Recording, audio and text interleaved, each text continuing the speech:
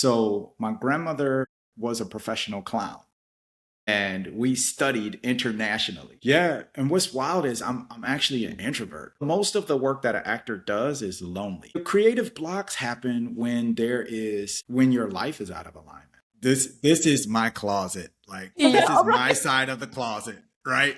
If you looked at my spouse's, it's the exact opposite, right? You might punch with your words. Neurodivergence is not a bug, it's a feature.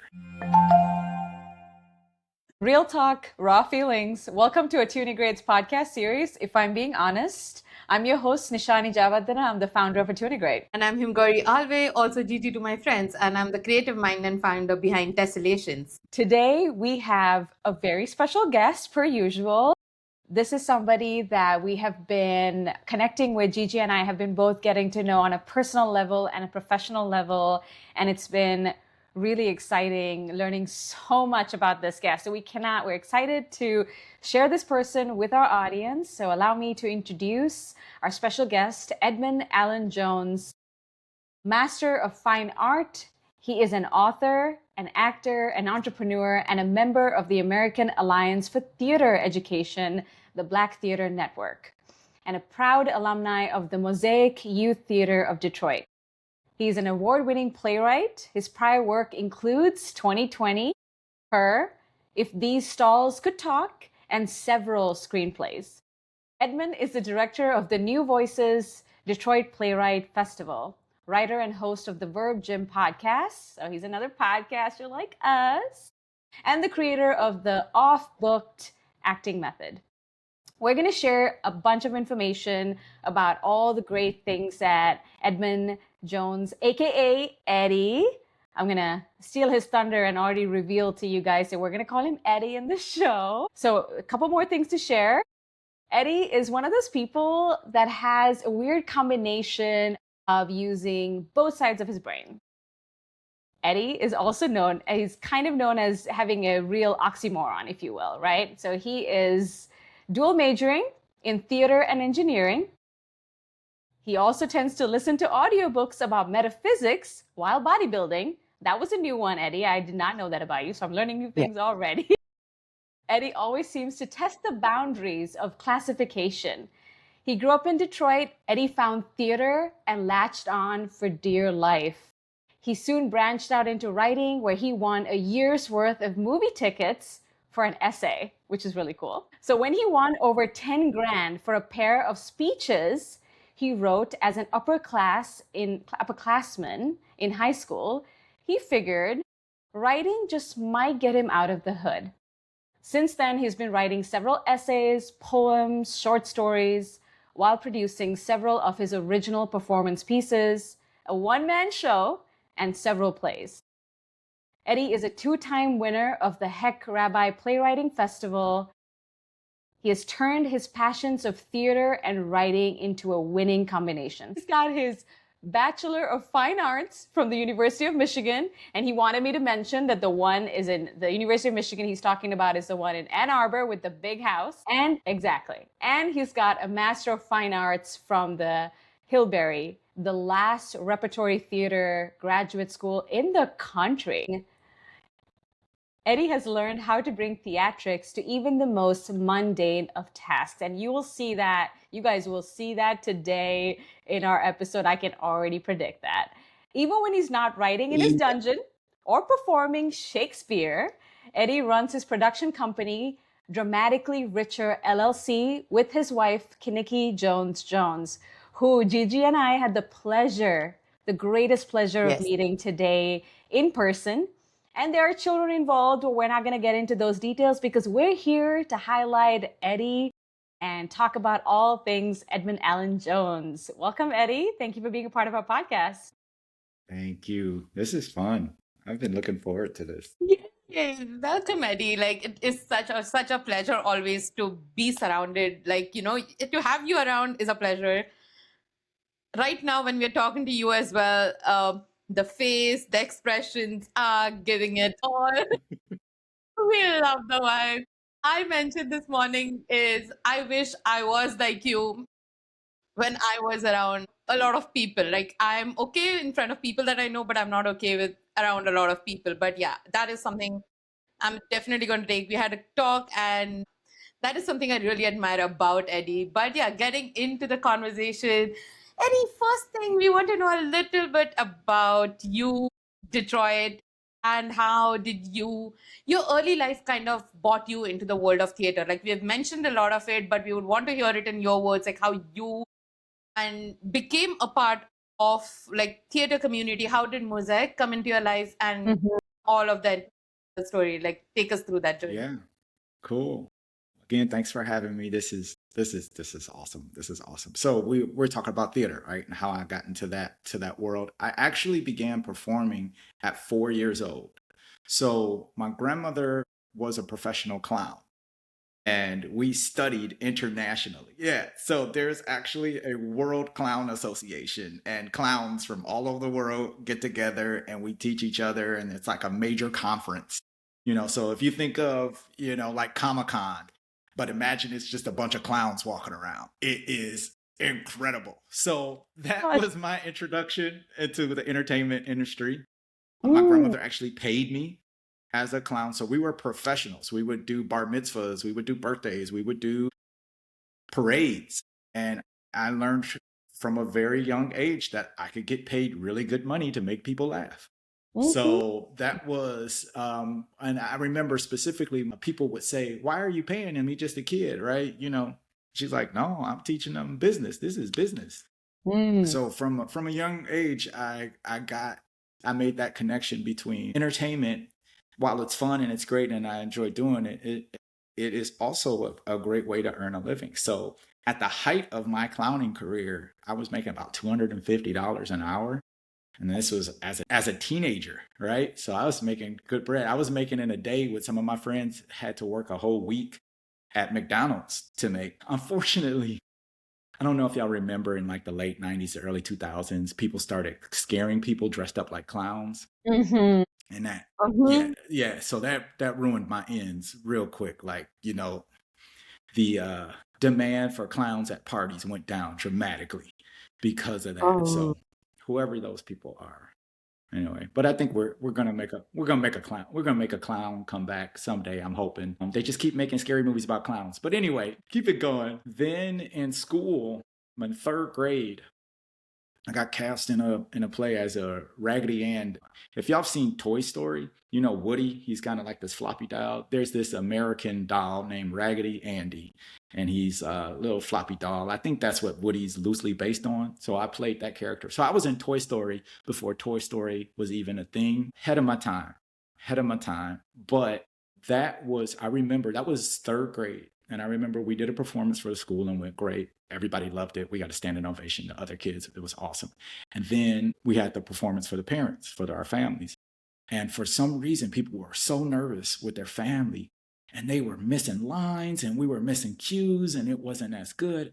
And I remember third grade me at intermission I turned into a coach for some odd reason. I was like, okay, the first act didn't go so well, but our parents came here to see a great show, and we're going to give them a great show. So everybody, we got to come together and we got to put on a great show for them. So third grade me, like at this point, I knew, okay, I was a little bit of a coach, but I really wanted to do a good job. I love to entertain.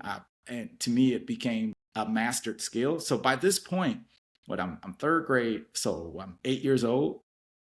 So I've been performing professionally for 4 years already. So this is this is a part of my life. Like, you guys aren't taking this as serious as I am. And that thing continued for a long time. And unfortunately, in Detroit public schools, having theater in school was kind of demoted, defunded. A lot of schools didn't have theater programs.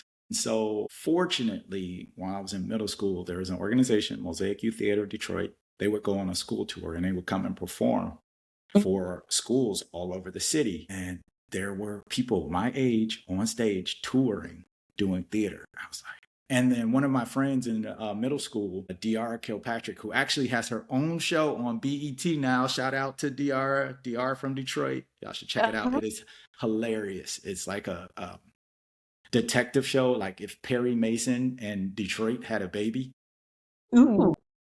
It's so cool. But I saw her on stage with Mosaic, and I was in a play we were in The Wizard of Oz together, or The Wiz. And so I was in a play with her. If she can go on tour and do that, I can go on tour that.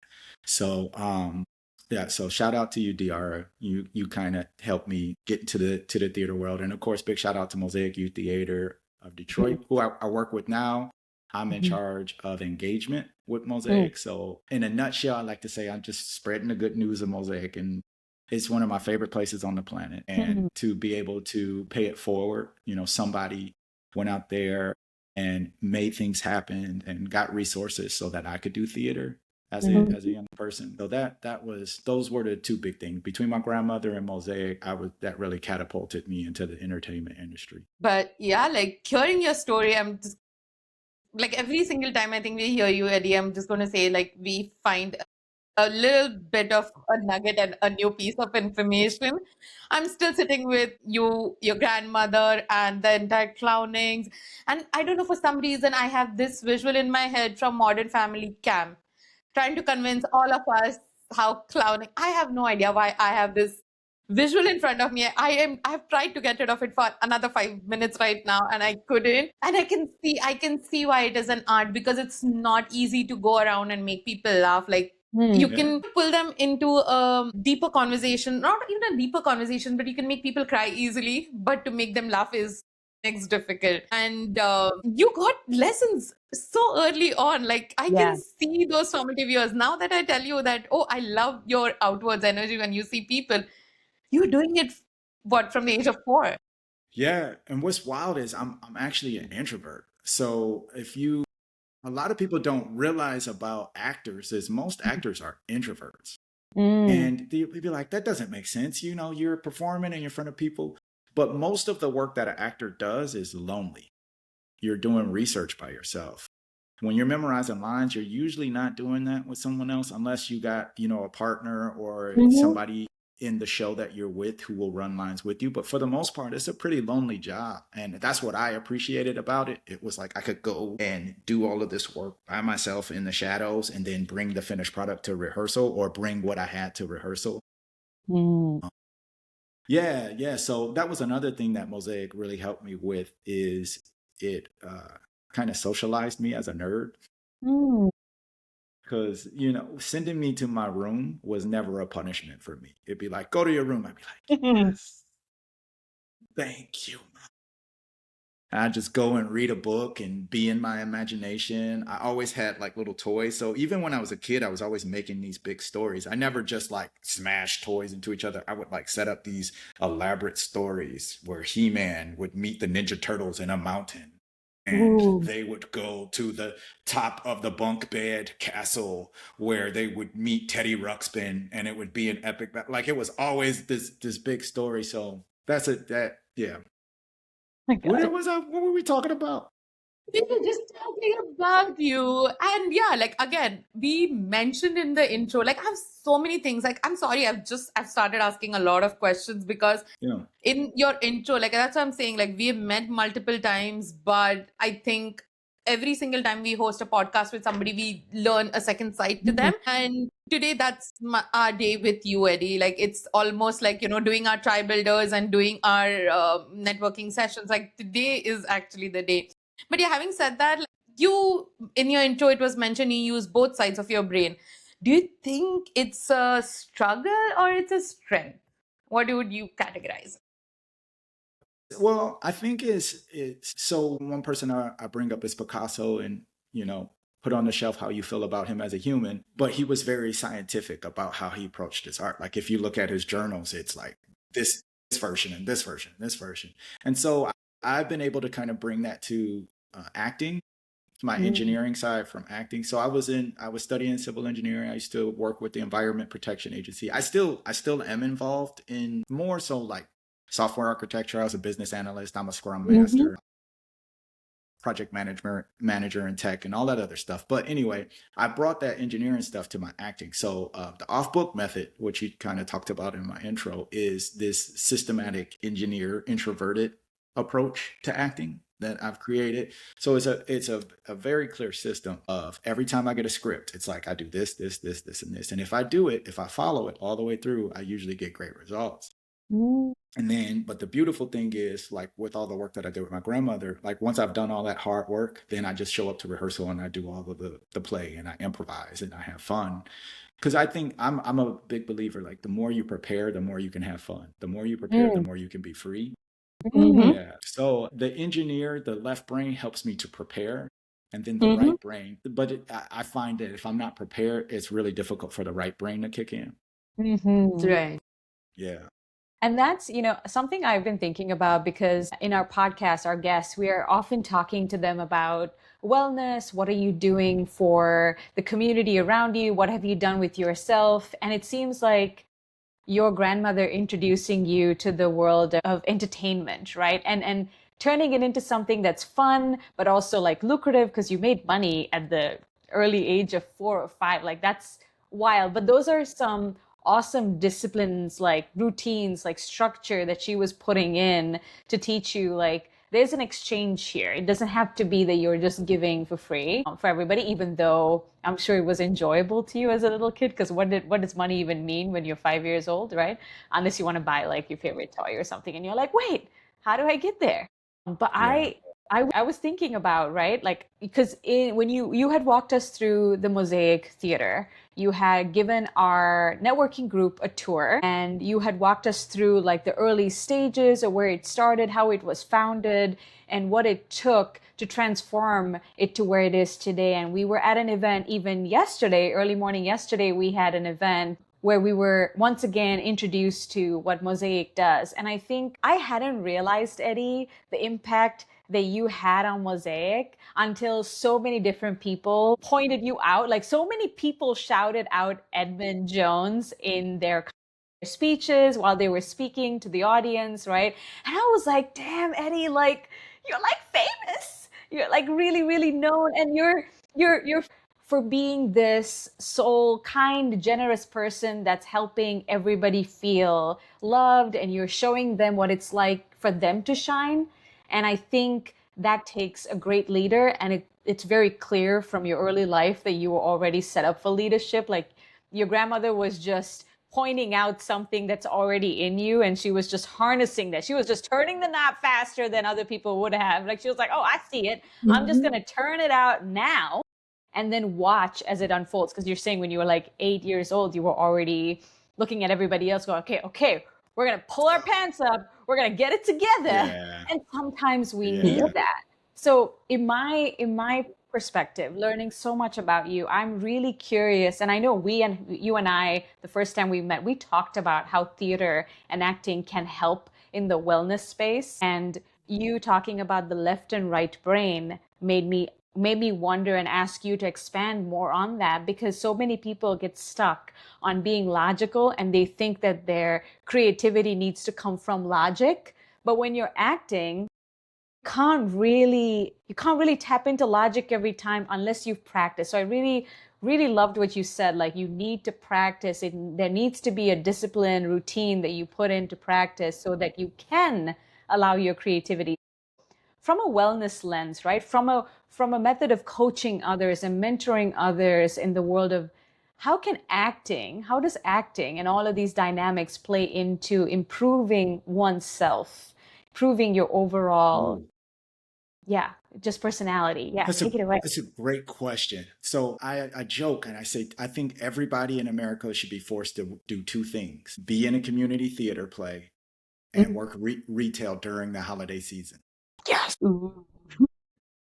The second one, because once you've experienced the madness as a person on the other side of the cashier, you realize, oh, I should be nice to humans. Mhm. So I think that will make everybody nicer. The reason why I think everyone should participate in a play at least once in their life is, for me, being on stage is the intellectual equivalent of skiing down was it a black diamond Black mountain, diamond. when you're skiing, like the hardest. It forces you into the moment so much. You have to Mm. be present. And Mm. so when you're on stage and when you're in rehearsal, you're basically stretching and building the muscle of presence. You know, one of the biggest compliments you could give an actor is, wow, they have amazing stage presence. Yes. How do we use those words? Well, it's because they're present. They're in the moment. They're there. And that is one of the biggest things that I have learned being on stage, is especially live theater, because things can go wrong. Like, you have the script and you have the things that are supposed to be said, and the person standing across from you may not have gotten enough sleep last night, and they don't say the word that they're supposed to say next. And I remember one of my favorite moments is I was with my buddy Jordan Whalen. Oh, he's so cool. I'm in graduate school, and we're in this play, and the play is in verse. So you have to say the lines correctly because every line is supposed to rhyme. So, and we had this moment where we're doing this choreography and we have this cane and he's saying his line and then he tosses the cane to me and I say my line and it's all right. And at one point he has the cane and he tosses it to me and I miss it. And I looked at him. I said, we worked on this. And he just as quickly said, well, I thought you would miss. And it was like the audience lost it because he kept the verse. He kept it. The rhyme was still there. And everybody in the audience went nuts. And we were still in the moment. We were totally there. I picked up the cane and then we kept on going, right? Yeah. But that's one of those moments where if we weren't present, if we didn't trust each other, if we hadn't prepared together, that kind of magic wouldn't happen. Yeah. There's also the dark side of theater too, right? It helps you explore the human psyche. One of the biggest struggles I have had, I'm sure y'all have seen the stories of famous actors who do a certain type of role and it kind of takes them off the deep end psychologically. Yes. And then what I have found is, like, when you're memorizing lines of these characters who have gone through these traumatic experiences, the brain, and correct me if I'm wrong, Shani, but the brain doesn't know what's real and what's fake. And so Right. if you're downloading, you're uploading these tragic memories that you're saying that this is something that I experienced. It's the character saying, I've played characters who've been verbally and mentally abused by their parents. I've played characters who have lost loved ones, been murdered right in front of them. And so you're saying these words as if they're your own. And your brain starts believing it. And so you start feeling the trauma of these characters. So that is, but it helps with empathy, right? So one thing that I've learned as an actor, when you play those kind of roles, is you really have to clean your palate, so to speak, and reprogram and refresh and like think positive thoughts and keep track of that stuff, because you will start taking on those characters. You kind of collect them in your psyche. And so, yeah, everything has a dark side and the amazing side. Yeah, I'm just going to add a little bit more on the actor's side. We discussed this morning. Like, our jobs, if there's something that has gone bad in our personal life, we can just take a day off and say, I'm having a mental health day or bad day. But like, when it comes to actors, like, for example, they're in a live play, there's something that has gone down in their life or something where they still have to come out on stage, pretend nothing has happened, give their best for the upcoming 1 or 2 hours, however long they need to be on the stage, and then feel their emotions. I don't think it's an easy job. Everybody says, why do actors get paid the way they do in whatever field they're in? It is because of this separation that they can bring. And again, not every actor gets paid as much. Like, No, good most actors. of them don't. Exactly. That's what I was coming back to. Not Yeah, I think. everybody. Yeah, I think if you do some research, there have been a couple of times where actors have made the top 10 of most stressful jobs Yes. on the planet. And it just because, it's not always, most of the time it's not lucrative. Most of the time it's not. And, the people who make all the big bucks is because they're movie stars and they have, they scale it. But if you're performing for 26 people in a black box theater on the, Lower East Side of Detroit, you'll be lucky if you walk away with $200, from the whole process, because it's economy of scale. It's economy of scale.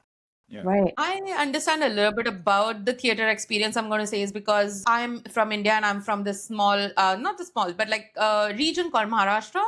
And we speak in our dialect or in our mother tongue. There are a lot of plays that happen. It's the same thing. Like, it's in Mumbai. Mumbai is known to be for Bollywood, but still the theater in India, like where it's the regional language plays, do not get that kind of stage. And again, it's the same similar feeling, right? They all do it because they are passionate about it. If you ever go for a play, they have the best and well written plays that you're going to find. You're going to find content that is thought provoking, and it's not just content that you're just going to see and bounce off. Like, it stays, it sticks to you so much that.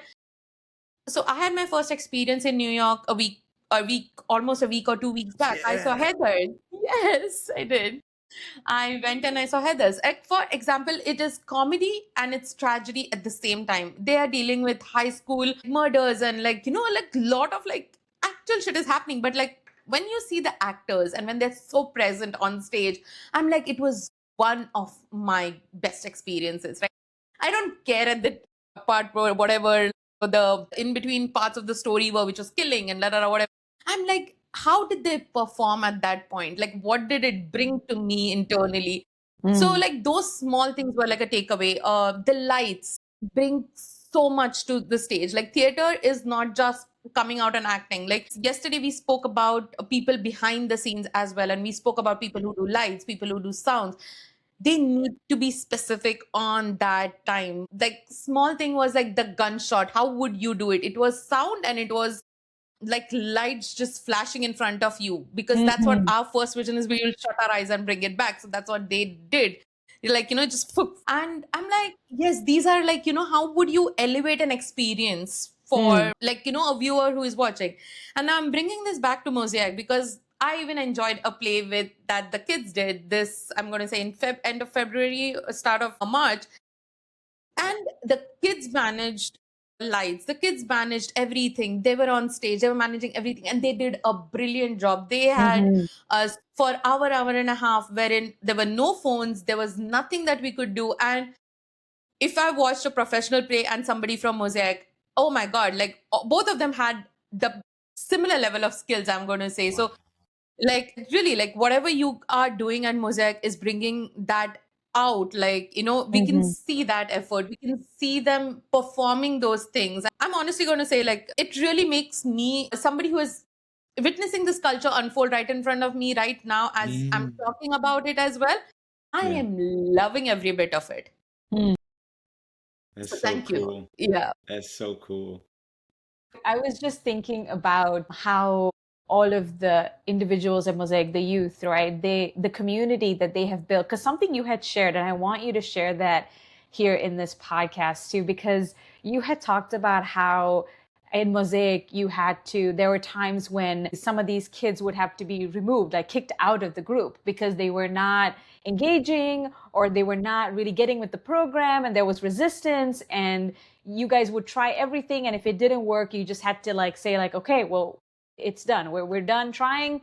You got to go. We're going to go our separate ways. And you mentioned how some of those same students will come back and thank you guys, for having done that, because it was such a wake up call that they needed. That rejection was what helped them transform and actually transition out of this like in this hole that they were digging for themselves, because we can do that, right? Sometimes when we get in our wounds, we can push people away. We can get really self-destructive, and not everybody's going to stick around to give you another chance. Some people do say, okay, well, if you burn the bridge, I guess I'm going to let you go ahead and do that. I'm going to walk away and I'm not going to try to rebuild that. So I want you to talk about what it's like to bring in the youth of Detroit. Like, that means any kind of child, right? From various backgrounds, because you can't control what's going on in their households. This group is bringing kids in from various cultural groups and families, socioeconomic statuses, and you're going, all right, now we're going to be family. Now we're going to all learn how to do this together. And now you're going to have to do lighting, like you guys were saying. You're going to have to do the cleanup. You're going to have to do the acting. We're going to take turns doing all of that. And then sometimes it might not be a good fit, and then you have to say bye and say goodbye to people and tell them to leave. I want the audience to hear about that experience, especially because you probably have done it more than one time, and what it's like for you guys to build that community, to build that family. Yeah. Can you still hear me? Yes. Okay. All right. So there are three things when we engage with the youth here at Mosaic that we say we quote unquote judge you on. It's Mm-hmm. how you treat people, how hard you work, and then your talent, right? There are just some people who have natural abilities, but the talent is like the last thing on the list. We can figure everything else out if you are a good person who works hard. And I think one thing we have, especially in the mental health space and mental health world, because we consider ourselves as a youth development organization, so it's not just about us putting on a play. It's about looking at the individual holistically and creating a safe space. But we talk about safe space, but what I love what our executive director, Delachey, she takes it a step further. She says we make a safe and brave space. So while it is a safe space for you as the individual to be who you are, it is not comfortable. And there's a difference, right? We want to make sure it's safe for people to be who they are, but they still are pushed and put in situations where they may be uncomfortable, like being a leader. If you're very introverted, it can be uncomfortable. Being given a solo when you think you're not ready can be very uncomfortable. And if you're the type of person who, when somebody goes up and they try something that they're uncomfortable with and you're not supportive of that, then it makes it difficult for us to create that safe space for everybody in order to be able to be brave. So that is a big thing, and sometimes it's just not a fit, or people are not mature enough yet for the commitment, because it is a big time commitment on top of that too. But it is amazing, and I am in awe of the young people. There is a young person that I was a teaching artist. I'm a teaching artist, so I help coach the acting company as well, and I did that Mm-hmm. a couple years ago with Mosaic back in the early 2000s, 2007 to about 2009. And one of my young artists runs one of the largest nonprofits in Detroit, the Detroit Phoenix Center. This is one of the people that I got to serve and teach at Mosaic, and they help with home security and sustainability. And I hadn't realized that this young person was battling with homelessness while we were working. And so now she's created this amazing organization to make sure that never happens again.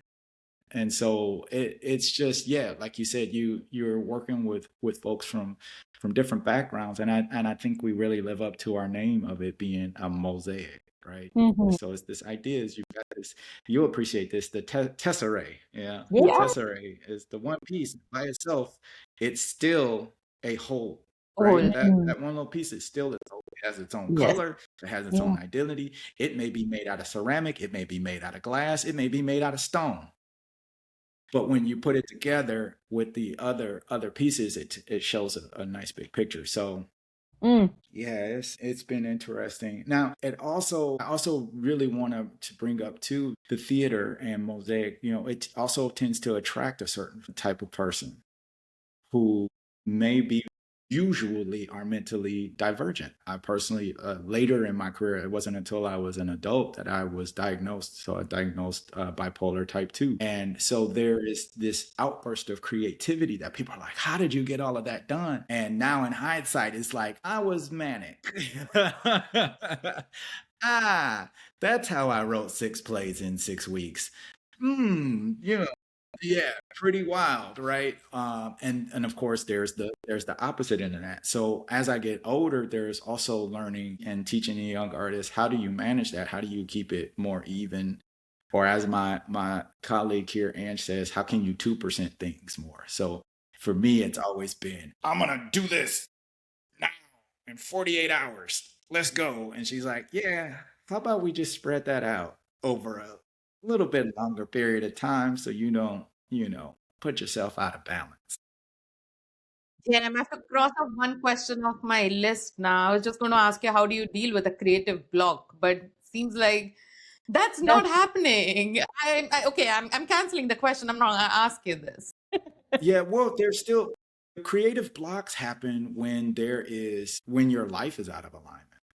Yep. So when your relationships are not Mhm. good. And so, because I also like the way I cope is video games. So if I'm at a point where I'm like, I don't want to deal with life, I want to escape, I want to go to another world, like I don't go to the movies to escape, because to me that's work. Because I'm like taking the script apart. I'm like, oh, that has so many plot holes, it's ridiculous. Oh, why did that actor make that choice? Blah blah blah blah blah. Right. So I can't really enjoy a movie or a play like most people can.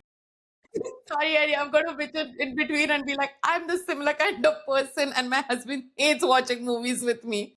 He's just like, can you watch at your space? Because I don't want you to tell me how technical they got it while shooting it. The frame looks pretty. What do I do with it? He's just like, tell me a good story, and I'm done. I'm like, but this is cinema. Like, look at it. It looks pretty. And he's like, what do I do with it? Hard relate on that. Like, we are tearing shit apart when you're watching something. Yeah, you're taking it apart. But video games are, for me, it Yeah. scratches that itch of being creative, but also like the left brain. So I tend to play very nerdy games, like deck building games. If you've ever heard of Magic the Gathering or anything like that, I like that kind of stuff. Uh-huh. So it's like there's numbers, there's calculations. You have to min max your stats to make sure you can fight this kind of evil overlord. It's super nerdy. But I get lost in that when I'm feeling like I'm not doing a good job on the projects that I'm working in, or I'm not doing a good job with my relationships. And that of course, when you have that addiction, when you're playing video games till 4 o'clock in the morning, you're not being creative, right? You're not producing. You're not providing value to the world. You're just locked in on this thing, and it just kind of feeds you. So yeah, if there were a creative block, it would be that. So usually the quickest way to overcome the creative block is I sell my video game system. So my sons always make fun of me because this is a normal occurrence for me, where I will buy a system and I'm like, okay, I'm gonna try to be cool about it. And then it's like, nope, I'm playing till 4 o'clock in the morning. I pack it up in a box, I take it to GameStop and I sell it. Or I'll just delete all of the apps off of my phone that are video games. Like for me, it's been cold turkey in a lot of ways to get back on path. But it's also a good indicator. Like if I have the urge to play a video game and I start playing for a long time, it's like, oh, I must be depressed. Something is wrong. Okay, let's go try to figure out what's going on. And it's gotten a lot better as I'm getting older. Yep.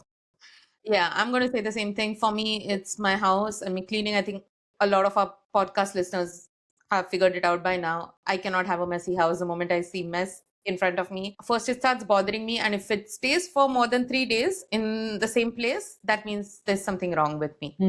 Like, that's my way out. I think by this time, like when we are into our I'm going to say early 30s, we figure out what is our trigger and like what is our safe space and like what makes us okay, and mentally if there's something off, I think we all somehow figure out like our small quirks and things like that people I think don't understand as much, but like you figure it out for yourself, like, okay, now I need to stop here before it gets too out of hand for me. Yeah.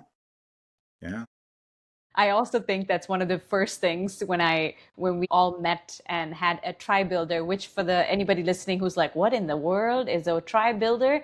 It is a one-to-one meeting in our networking group. Whenever you meet with another member of the group, you call it a trust builder because that's how you get to know one another. And so in our group, coined by Chris Leonard, I got to give the man credit for coming up with the brilliant word, right? He said, what if we make it a tribe builder with 3 people, right? That way you're bouncing off of each other and supporting each other. And there's always room for us to learn more and expand and all that. So anyways, in our tribe builder, we all 3 of us realized that we are very specific about the way things needed to be cleaned, the way things needs to be put away. And it was really funny because we were bonding over how much of a contrast it can be to have friends and family members who may not align with that. And so when you were talking about, having a room a certain way and not being able to get into the creative flow because it kind of is out of alignment because you're sharing space, right? And even in acting, like sometimes, and I was thinking about that, like even in the world of acting, like if you are partnering up with someone and they're not connecting or they're not giving you that right, like they're not throwing it back to you the right way, you're gonna have to go off of that and you have to find a way to move through that.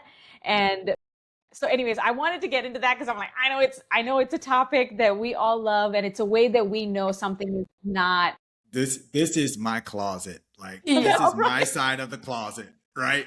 If you looked at my spouse's, it's the exact opposite, right? I am all about order. Like it's weird because I feel like being creative. So people are like, why you always wear black and gray, and you always just wear a dark color? I was like, because my inner life is so colorful.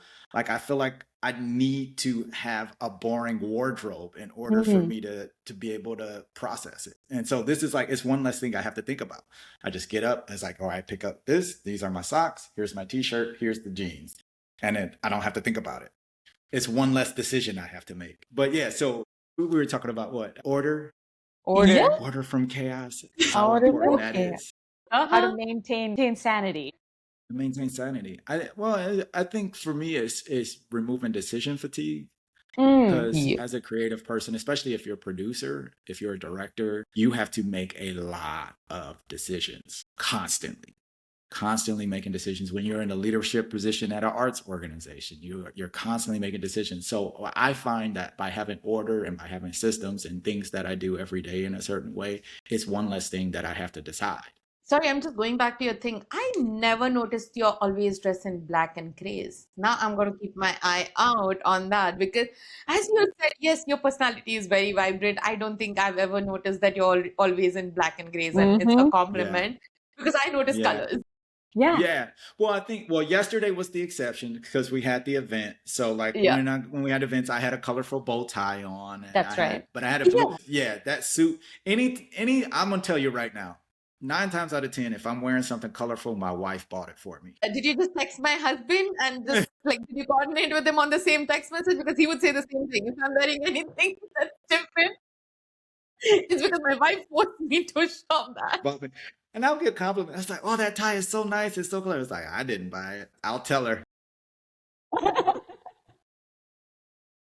So I'm going to shift the gears a little bit. We are going to talk Okay. about the verb gym, right? Like your podcast, Yeah. and I think people should go Yeah. ahead and listen to it.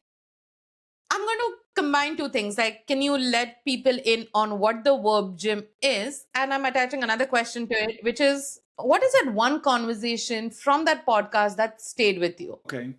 Yeah. So the verb gym is are Mhm. actors. It means we don't say they're a professional beer. They're actors. So when I teach acting, a lot of times the young people or whoever I'm teaching, because I also teach retirees acting. They're also fun to work with. Ooh. I very rarely work with people in between. Like I'm either working with teenagers or like retirees because they're Yeah. the individuals who sacrificed their whole life. Like they Mhm. wanted to be an actor when they were 15 and then they got to college and then they got married and they had kids and they had a career. And so now that they are retired and they're free and they don't have to take care of kids, they're like, I always wanted to be an actor. So anyway, side quest, those are some of my favorite people to work with in acting. But I always, when they have a word, the first thing I try to get them to understand is, what are you trying to do to the other person?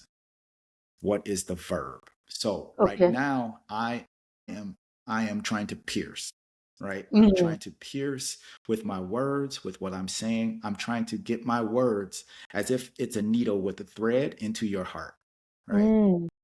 And so when you get into a fight with your partner, you might punch with your words. Mm. Oh, so you left the laundry out again, right? Or if you're trying to make up, you might try to hug with your words. You say, I'm so sorry. I was being a Ooh. knucklehead. I needed a Mhm. nap and I was hungry. Please Mm. forgive me. So you're hugging, right? Like you hug with your words. Uh-huh. And so the gym, I think for me, acting is about, like I said, preparation, getting into shape, repetition. And so I wanted to bring the idea of, here's the verb, the thing that Mhm. you are trying to do to the other person, and here's the gym, the gymnasium. It's this, we're going to do it with repetition. We're going to make it a practice. We're going to make it a discipline. I love how I think theater it's like athletics for nerds in a lot of ways, or people who really love the spoken word. Ah. I also like to think, I say we're like emotional ninjas. Like I'm Ooh. feeling sad, I'm feeling happy, Like we have all these Yes. things. You hone those skills, you sharpen those skills in a gym. Like Yep. you make them stronger. So that's where the term comes from. I actually haven't interviewed anyone for this podcast yet, so we could fix that. Maybe y'all could be the first. Ooh. But it more serves as I really enjoy video essays on YouTube. Huh? And so I love to take a concept that I was taught as an actor when I was younger, and take it apart and put it back together with the experience that I've had through my Mm. particular lens. Ooh. So yeah, so the hope with the Virgin was to be able to give people another way into looking at the acting thing, and also use those skills because they are transferable skills. Once you learn how to take the words of another person and imbue your intention on them, it makes it a lot easier to do that in your own communication. So that's what it is there. I think my favorite episodes, I have one where I talked to, because again, I'm neurodivergent, so I had a really hard time memorizing lines. Mm. And I have an episode where I talk about that struggle and how I ended up creating the methodology that I created so that I could overcome that challenge. Whoa. And to have the people that I've taught, like I've had individuals that I've taught who are dyslexic, and they said, wow, the way you helped me prepare this role Mm. helped me. Like I couldn't memorize lines before. Now I can do it. Now I can do it. It's Wow. like, cool. Mhm. Glad to help. Yeah, it just took me back. I'm just a little like taken aback because when you said peers, the needle, and the words when they hug you, I Mm. felt all of these things. So Mhm. like, thank you so much, Eddie. Like you say things so beautifully. Like I'm going to say this past 40, 50 minutes that we've been recording, there's another side to you that I've been seeing. The Tribe Builder was like, the first gateway that I had to see who Eddie was. Today I'm seeing an actor behind that person. Today I am seeing um, a thought process behind who you are as a person. And thank you so much for letting us in on that. Like, this is a personal thank you as a human being on the other side. Because we only consume and we are very like all in it with like, I am this person because I did this and I did that. But when you said yes, you hug with words, and I was like, yes, that happens to you. Your words become so softer. And then when you said the word yours, like my face also suddenly turned out to be like, yes, I'm ready to fight you. Like, yeah, like, that comes out, right? Like, and yes, we all have the problem because nothing can be hidden here, right? Like, if I'm mad Yeah. at somebody and if I walk up to them, if I don't say, I'm like, yes, I'm okay, they're going to know because I do not have the face where my emotions can ever be hidden. It's all over. Like, it's pretty much like as if I have an LED display board just like on my forehead. It's like, if I like you or I don't like you. So it's Yeah. straight, it's right there. But yeah, like acting as a process, I really like. And I listen to a lot of podcasts and everything. And then I understand when the actors kind of decipher like the small, small things that they kind of dig into. And you've never given a thought to those things as well from their life. So yeah, like bringing back to like, your story, like when you said about Detroit, like what is something that you've seen as you're growing up, like Mosaic then and Mosaic today? Like I know there is a vast difference, but like what is it that one thing that still stays connected and it's growing year on year, right? Like that thought is still like everybody is like attached to it and it's just growing. Ooh. Well, it's the thing that is really wild is when I go into a rehearsal and I look at the young people and I say, they remind me of that person. Mm. They remind me, like, it's almost like I hate to use the word archetypes, but the energies that are required to build a proper ensemble always show up. Huh.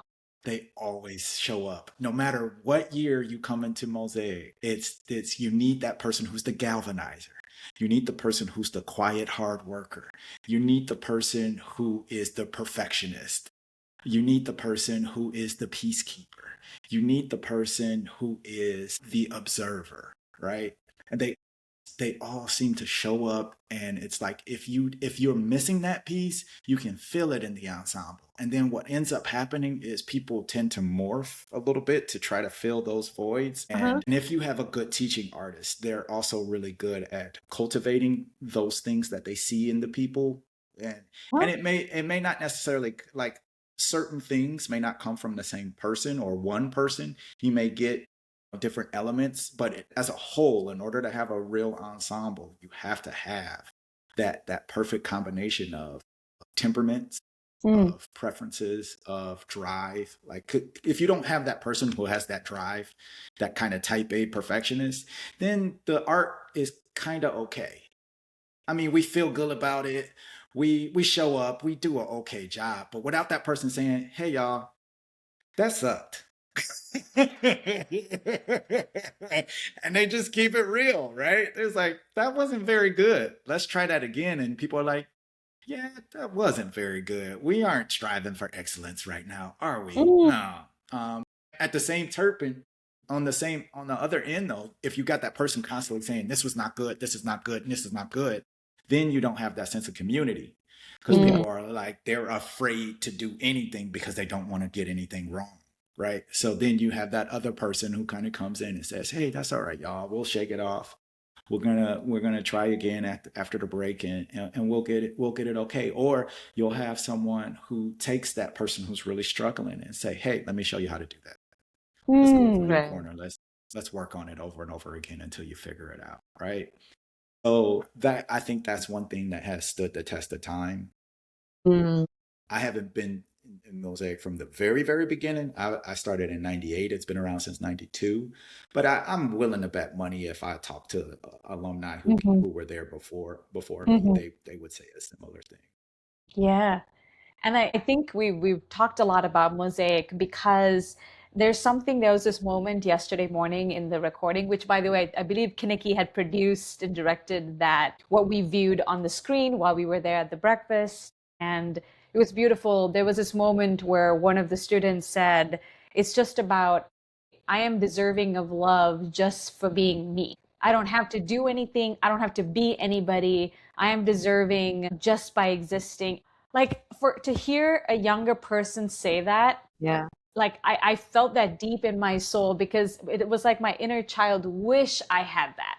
Like there was a part of me that wished I had someone who just reassured me that it's okay for you to just be and that you just being is enough for me to love you, like the people around me, right? And when I had those, and you can't ask a child to fake something because it's very difficult for children to fake things. Like it's actually Mhm. right. It's a skill that they can develop, obviously, Yep. right? And there's Mm. some good actors out there, but they learn that as a survivalistic thing rather than a thing to fool and mislead people. So children, just a child being able to just honestly say that and say it with their whole heart and say it confidently, because I could tell that he meant it. He meant every word and he believed it truly, you know? And I've seen him perform. It was fantastic on stage. Like you could like there was no doubt in their minds when they were acting, right? And like you said, like there are it's what it sounds like is like everybody kind of takes this role, everybody gets into their own role, and you guys are creating the space for them to step into that and kind of claim it, right? If not, Yeah. then they kind of Because it's find because another. it's not we're not yeah, we're not forcing it on them. It's who they are, right? Mm, It's who they are, and it just happens to be what we need. Yep. yeah.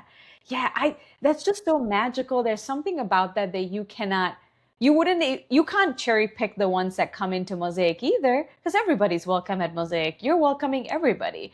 You're just going, okay, we have the space, and I really like when you was talking about creating the safe space, right? As an Yeah. actor, like as somebody who's doing this and you're a leader, Eddie, like you're somebody who's receiving a lot of people's energy. So as an introvert, right? And I believe for a long time I always thought I was extroverted, but really I'm more of an introvert with pockets of extrovertedness.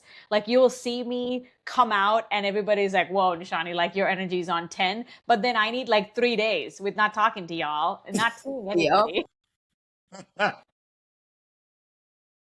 And like I need to stare at a wall and meditate for like 3 days maybe before I come Mhm. back to that like boom, right? And maybe that's another thing that we're all realizing about each other. And maybe as adults, as you Yeah. age, you are also being more discerning of that. And I also wanted to thank you for sharing. I did not know that you were diagnosed with bipolar 2. And as a therapist, like just learning about that, I wouldn't have even been able to tell because it just seems to me like theater and what you have done, the way that you have harnessed that creativity has allowed you to blossom into this person that has been able to use all of these things, because society will label bipolar as like, oh, well, you're so extreme, like you're and you're so Yeah. depressed. Like they like to put people in boxes, and I feel like I can't put you in any of these boxes that I've heard Yeah. of in the stereotypical thoughts, you know. So thank you for sharing that with us and being open to sharing this. And I'm curious how that's been, what your experience has been learning about that, and then being like, because you had a moment you're like, Yeah. oh, that's why I did what I did. Yeah, that's what I do. It's interesting. What's really cool is, so working in software development as a business analyst, you're dealing with bugs and features. So a feature Mm-hmm. is something that you're trying to do on purpose, right? And the bug is the thing, like somebody wrote their code kind of janky, and stuff is not working. And I think what I'm learning is neurodivergence is not a bug; it's a feature. It's a it is something that society somehow, some way needed, and the DNA unlocked it. And it's not something that is necessarily broken, because there have been times in a software development process where we've made something and it's like, oh, this bug is getting on my nerves, and the user on the other end is like, actually, I like that it does that, because it has this weird side effect that makes it easier for me to do this other thing, and we're like, okay, I guess we'll enhance it then. So I think for me, it has been turning the mindset and the framework of this is a bug into this is a feature. This is just a feature of Edmund. If you order Edmund software and you get the subscription, this is the S tier feature, bipolar 2. With Fantastic. extreme creativity, Bits of sunshine and rainbows and unicorns. pockets of sunshine. But don't worry, we can get shadowy when we need to. Yeah. Yeah. With you, Eddie, there is not a moment that goes dull, right? Like, we do talk about serious stuff, and then like the worst comes out, and then we are done with it. So Uh-huh. Yeah. thank you so much for bringing both the sides into the like smallest and simplest conversation. It doesn't have to be elaborate. Sometimes like basic conversation with you can go as deep and can come out like we can come out laughing in the same 60 seconds. And yes, this is a superpower, I'm going to say, that you have. However, it is, if it is a bug, if it is a feature, we love it. Wherever it comes from, yes, we subscribe to Eddie as a person. We accept Yes. all of the bugs and all of the superpowers that come with it. Oh, I think that might be one of the Um, sweetest things somebody's ever said to me. There are so many things, like as I get to know you, Eddie, like I'm like, I wish I had this small added a feature to my personality. Like I'm like grasping all of these things from Nishani. Like I love the way she can get on and respond back and be there for some person and hold space immediately. I cannot do that if I have not got into it yet, right? Like it takes me that time.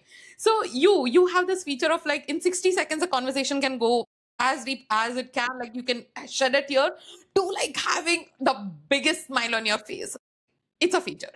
Like Mhm. two people that the way you hold spaces for people in different ways, I am honestly like it knows that I'm surrounded with the right kind of people and the right kind of energies. Like this morning's networking meeting brought everything together for us, why we do what we do. And I just walked out of that meeting today and I don't know what I took away, but I took away a lot of love this morning, a lot of smiles, what it is to be an entrepreneur and what it is to feel because you're not alone. Somehow, like that entire community feeling was there. So yeah, like having you two around and then our entire team like brings a lot. But yeah, like we've spoken about you and then we've given credit even to Mosaic. Like I feel like it was like a two-way journey in this conversation, I'm going to say.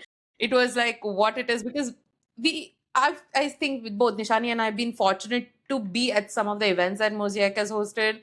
Yes. And I want to tell people who are listening, like if you ever get a chance, please just go through what they do and what they are doing for the future generation, right? Like when you go there and when you sit and when you hear somewhat a teen or like early teens kind of go and say, I am enough. It's a big thing.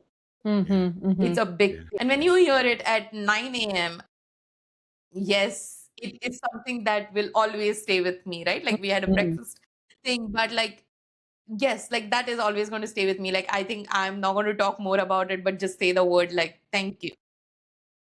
You know, I have to add, one thing I didn't expect from today's podcast was us talking about neurodivergence. And it's Yes. almost like you are representing, because I actually have a lot of clients who will use that label of neurodivergence as a way of describing how they are weak, how they're not perfect, how this is why things don't work for them, and this is why this is not a good thing. And it's so debilitating to perceive yourself that way. So I really appreciate the shift that you're looking at it not as a bug, but as a feature, right? Like, why not Yep.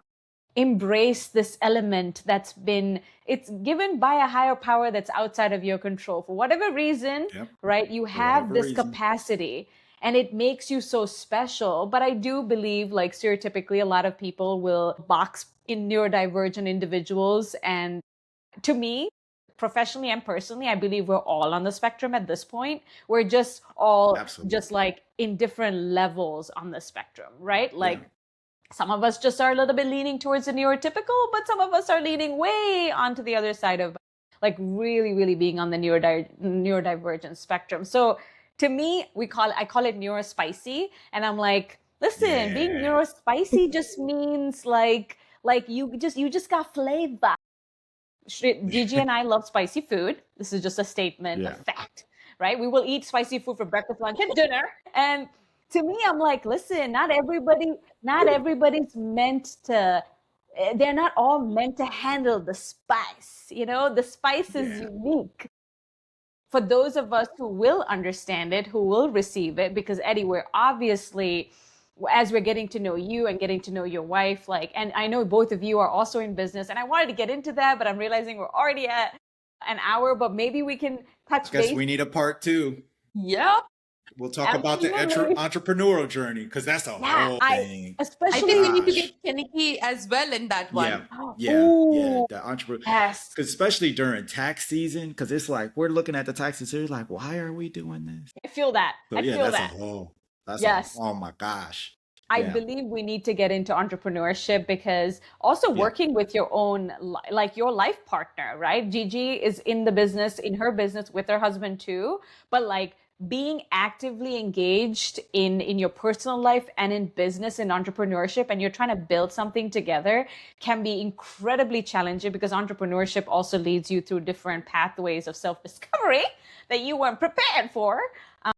But I do agree that's got to be a part 2, and I think we need to bring Okay. Kaniki into the conversation because I Let's guarantee go. you she's going to have a perspective that's going to be magical for our listeners. But yeah, like, did not expect neurodivergence to come up, and for you to, for our listeners, I really want our listeners to feel empowered if they have even the gentlest amount of neurospiciness in them, for them to believe that this is a feature and not a bug. I really, like, I swear Yep. that's mic drop for me. That was perfect. Yep. Very well said. Eddie, before we let you go, would you mind if I do a small rapid fire with you?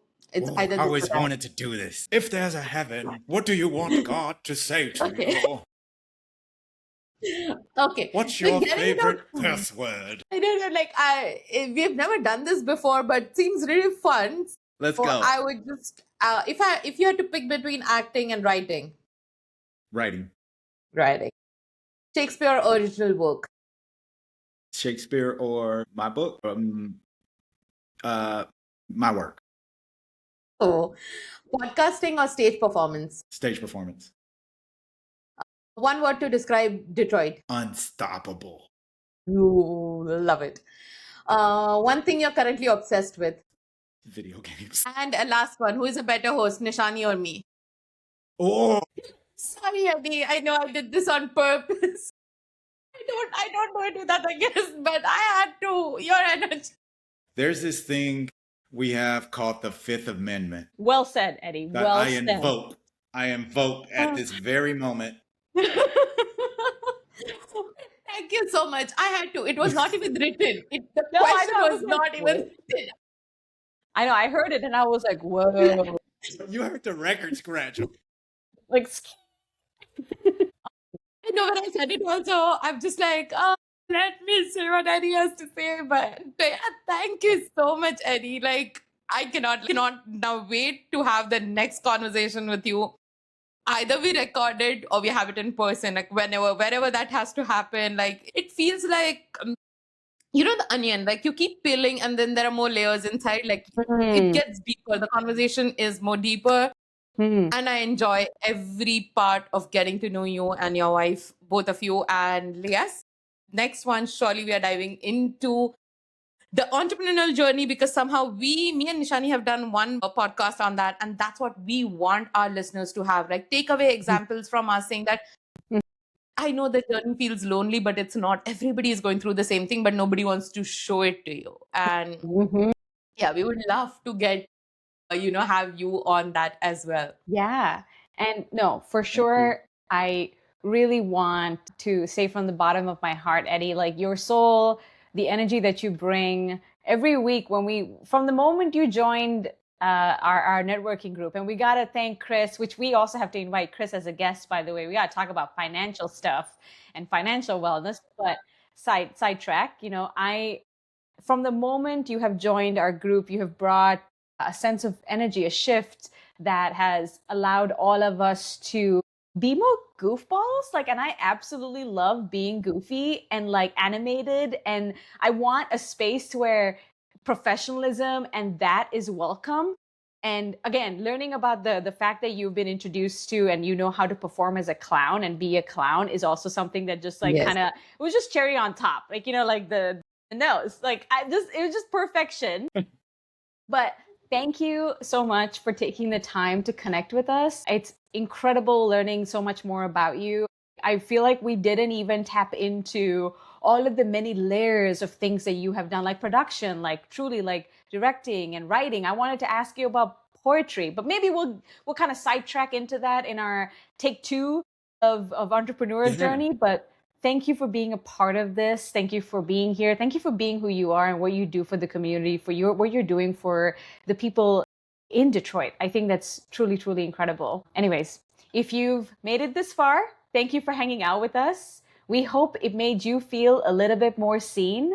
And before I wrap up, I was just curious, Eddie, is there anything you would like to share with us, with how you're feeling about this episode? Anything at all? Just curious. No, I'm back. We got to do part 2. Let's go. Nope. He's like, I'm ready for part 2. We're going to go right into I'm that already now. ready for part 2. Let's go. Perfect. Well, this is, if I'm being honest, we are not promising perfection. We're showing up just as we are. Until next time, stay real, stay honest.